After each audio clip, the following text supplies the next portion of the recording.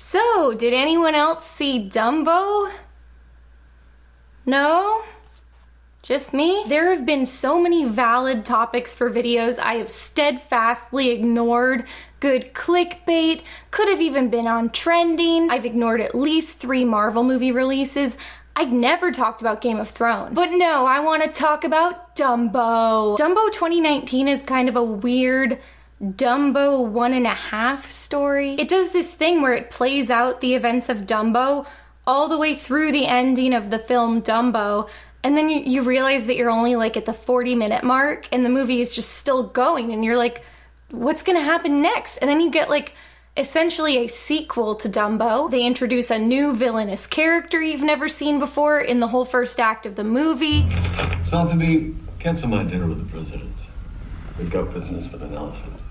All of the characters move to a totally different location. They just embark on a new story that's something completely different. Think how exciting that kind of status quo breaker would have been if it was like the Beauty and the Beast movie. Belle breaks the curse at the hour mark and you're like, wait, what?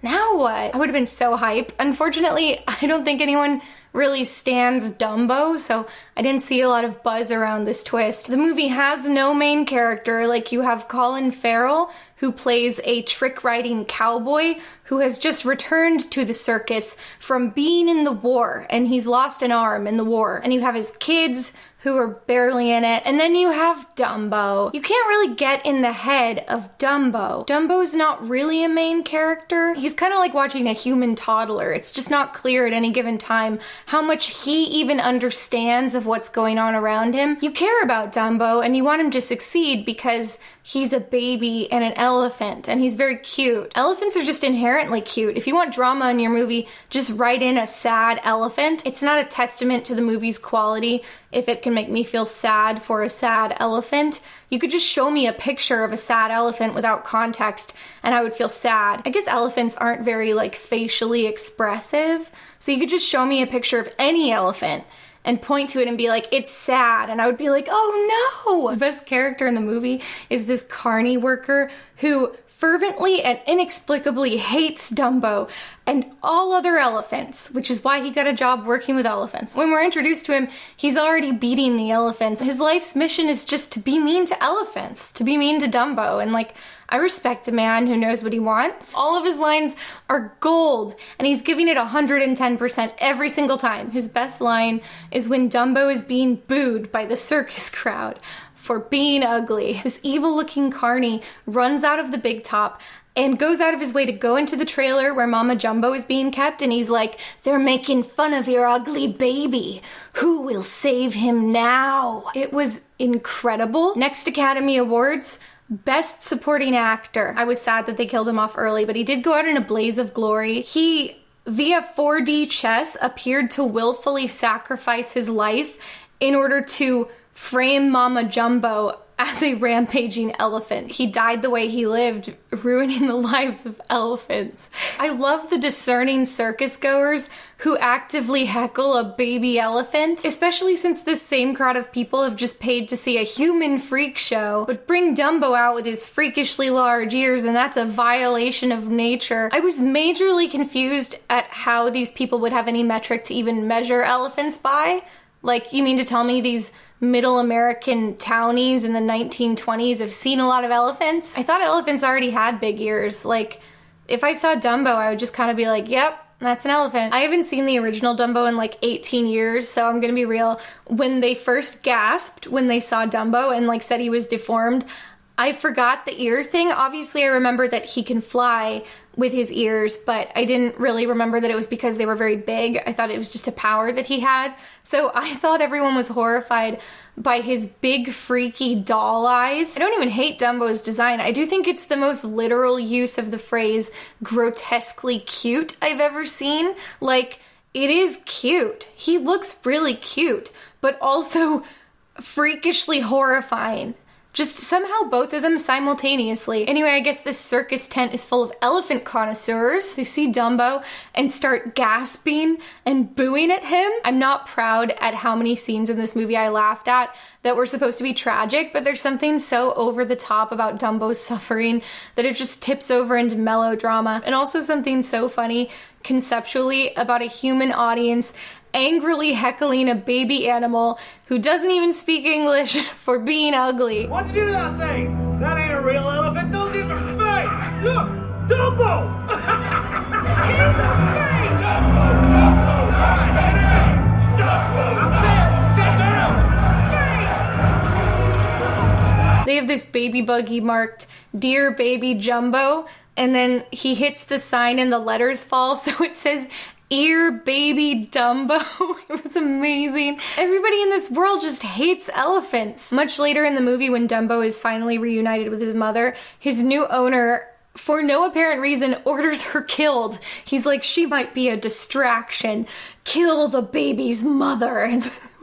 Why? Just one of those impulses of pure evil, I guess. It's kind of relatable. And then there's the best visual in the whole movie.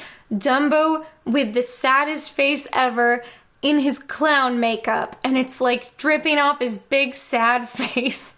He's just grimacing. What a fine day at the circus. I can't wait to take in this hilarious clown routine featuring a deformed, sobbing orphan baby elephant. They really underutilized this Dumbo look in marketing. It's easily his most iconic look. The movie has these two child characters, and their only purpose in the movie is to tell us in their dialogue what's going on in case we were looking at the images and couldn't understand what was going on. Something's wrong. She doesn't want to leave. Look. She's drawing him a bath. He thinks it's a game. He's scared. He's sad. The girl kind of has like the impression of a story arc where she has to learn to relate to her distant father and she wants to be a scientist. The little boy, nothing. Like, he's not even, there's no reason for him to be here. I actually have this conspiracy theory that originally the boy was not a character in the movie and he was only written back in to give the girl somebody to say her lines off of so you can know what she's thinking because Dumbo can't talk. Like how I've said before that Disney princesses always have the animal sidekick and it's so they can say their thoughts out loud for the audience to know them. The animal sidekick doesn't have to have a complex inner world. I call it being the flounder. It also seems like Tim Burton directed the girl not to emote at all. She just says her lines as flatly as possible. I'm blaming it on Tim and not her because I feel like he's done this before. So like, odds are he's the common denominator, and actually all the performances in this movie, or most of them, were pretty bad. Danny DeVito sounds like he's asleep half the time, like he doesn't seem to be having fun, and this is, I think, the first movie I've ever disliked Colin Farrell in. The only performances I liked were that evil carny I already talked about, Best Supporting Actor, and the movie's other villain, who they introduce later, Michael Keaton, who I am gonna come back to. They have Baby Mine in the movie because, like, it's Dumbo and you have to do that, I guess, but it's performed by like one of the carnies on a ukulele and she's like removed from the scene. She's not directly involved in what's going on, so it kind of ruins the emotional weight. Like you have Dumbo over here and then the carnies around a campfire in the middle distance and she's singing the song and it's just very weird. It's like Dumbo's over here saying goodbye to his mother and she's like cradling him in her trunk, and then over there is a chair on which I've propped up a laptop and there's a YouTube window open and some YouTube artist, like it's like Dodie's covering Baby Mine, and you're like, okay, I don't understand the handling of the songs in this movie. Like they were present in the score but in a subtle, kind of frustrating way. They do Pink Elephants on Parade, but the music starts understated and you think it's gonna build and it just doesn't. Even the Fantasmic show at Disneyland goes harder than this, and this is a big budget movie from a director who's not known for being subtle. Oh, after the mom leaves is one of the funniest parts. So the kids are going to try to comfort baby Jumbo. Come on. Have on, Dumbo. We're calling him Dumbo now? If we call him Jumbo Jr., it might make him miss his mom. But yeah, that makes sense. You don't want to remind him he's an orphan, so permanently changing his name to Fat Face McFreaknose is the kinder alternative. Okay, so obviously I have to talk about the Disneyland stuff. So Michael Keaton plays this big bad businessman who...